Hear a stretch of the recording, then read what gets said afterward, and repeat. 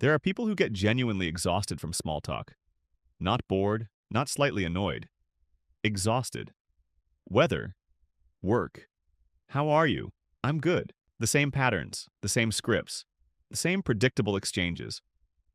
For most people, this is normal, effortless even. But for some, it feels like being trapped in a conversation that never actually begins. And if you're one of them, you've probably asked yourself this before. Why does this drain me so much? When everyone else seems completely fine?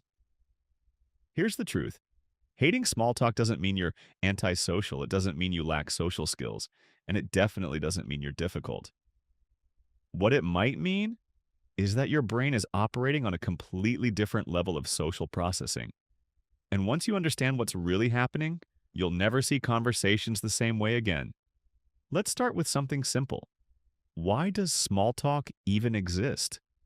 Because from an evolutionary perspective, humans didn't start with deep conversations. They started with survival. Before trust, before vulnerability, before connection, there had to be safety. You needed to quickly determine, is this person a threat? Are they part of my group? Can I relax around them? Small talk became that signal. It's predictable. It's low risk. It follows patterns everyone understands. And that's exactly why it works. It reduces uncertainty. And the human brain is obsessed with reducing uncertainty. So when people engage in small talk, they're not exchanging information. They're exchanging signals. I'm safe. I'm friendly. I belong here. But here's where things start to break. For some people, those signals are not enough. Because their brain isn't just looking for safety, it's looking for meaning. And that changes everything. People who dislike small talk often have a higher need for cognitive depth. Their brain isn't satisfied with surface-level interaction. It wants to understand not just what you do, but why you do it. Not just how your day was, but how you actually feel about your life. And this isn't just a preference, it's a processing style.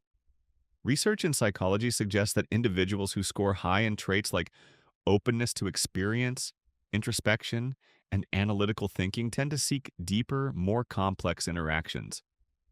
Their brains are constantly trying to build patterns, extract meaning, and connect ideas. So when they're placed in a conversation that offers none of that, their brain disengages. There's nothing to process, nothing to explore, nothing to hold on to. And that creates a very specific kind of mental discomfort. It's not loud, it's subtle, but it builds. You feel disconnected, restless, like you're wasting energy on something that doesn't matter. And the longer it goes on, the more intense that feeling becomes. Now, here's something most people don't realize. Small talk requires a specific type of intelligence. Social intelligence. The ability to navigate unwritten rules, maintain flow, mirror tone, and keep things comfortable. And many people are very good at this. But people who dislike small talk often prioritize a different type of intelligence. Depth over flow. Insight over comfort. Meaning over ease. And when those two systems clash, you get friction. Because now you're expected to perform in a way that doesn't feel natural. You're following a script you don't believe in. And the brain interprets that as effort. Unnecessary effort. That's why it feels draining. Because you're not just talking, you're managing. Managing your responses. Managing expectations. Managing the urge to say something real. And that takes energy. A lot of it. There's also something deeper happening beneath the surface. People who dislike small talk tend to have a higher sensitivity to authenticity. They notice things others ignore. The forced laughter, the automatic replies, the way people say things they don't fully mean. And once your brain starts detecting those patterns, you can't turn it off. That simple, nice to meet you doesn't feel neutral anymore. It feels scripted. And that creates a subtle psychological tension because now you're participating in something that feels artificial. And humans are not designed to stay in artificial states for long. Your brain starts resisting, pulling away, looking for something real, something grounded, something honest. And when it doesn't find it, it checks out. But here's where it gets really interesting. This isn't just about discomfort, it's about reward. The human brain is driven by reward systems, dopamine, motivation, engagement, and different people get rewarded by different types of interaction. For some, small talk is rewarding. It creates connection, reduces anxiety, feels smooth and effortless. But for others, it does nothing. No stimulation, no curiosity, no emotional engagement, which means no reward. And when there's no reward, the brain loses interest fast. This is why people who dislike small talk often seem quiet at first, but then suddenly become incredibly engaged in the right conversation because now the reward system is activated. Now there's something to explore, something to understand, something to care about, and everything changes. They speak more, they think faster, they become more expressive. It's not that they don't like people, they just don't like empty interaction. There's also a strong link between this and something called cognitive load. Every conversation requires mental effort, but not all effort feels the same. When you're engaged in a meaningful conversation, the effort feels natural, even energizing. But when you're stuck in a conversation that lacks depth, the brain struggles to justify the effort. It's like doing a task with no purpose. And the brain hates that. So instead of flowing, it resists. That resistance shows up as fatigue. Now let's talk about something even more subtle. Control. People who dislike small talk often prefer environments where they can control the direction of the conversation. They want to explore ideas, ask real questions, go deeper. But small talk doesn't allow that. It's structured, predictable, limited, and that lack of control can feel restrictive, like you're stuck on the surface, when you know there's so much more underneath. This is also why many of these people tend to skip the warm-up phase. They go straight into depth, because for them, that's where real connection happens. But this can sometimes confuse others, because most people use small talk as a transition, a way to gradually build comfort. So when someone jumps straight into deeper topics, it can feel unexpected, even intense. But from their perspective, they're not being intense, they're being efficient. They're going directly to what matters. And here's something that might surprise you. Research has shown that people who engage in deeper conversations report higher levels of happiness, more fulfillment, more connection, more meaning. Because humans don't just need interaction, they need significance. And small talk rarely provides that. Now let's clear something up. People who enjoy small talk are not shallow, and people who dislike it are not superior. They're just wired differently. One group prioritizes social harmony, the other prioritizes depth of understanding. Both are important, both serve a purpose. But they operate on completely different principles. One is about ease, the other is about meaning. And sometimes, those don't align. There's also an emotional component to this. People who avoid small talk often protect their emotional energy. They don't want to spread it across dozens of light interactions. They want to invest it carefully, in conversations that matter, in people who matter, in moments that feel real. This can sometimes be misunderstood as distance.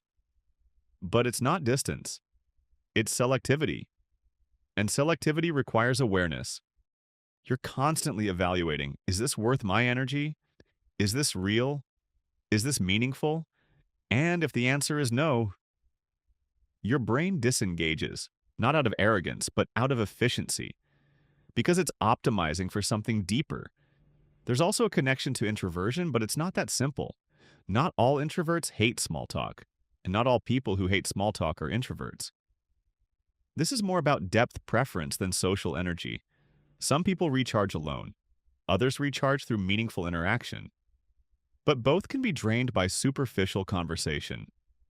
Now let's talk about something that might hit a little deeper. For some people, hating small talk is also a defense mechanism. Maybe they've felt misunderstood in the past. Maybe they've experienced conversations that never went beyond the surface. Maybe they've learned that most interactions don't lead anywhere meaningful, so they stop investing in them. Not because they don't care, but because they care too much, and they don't want to waste that care. There's also something called expectation mismatch.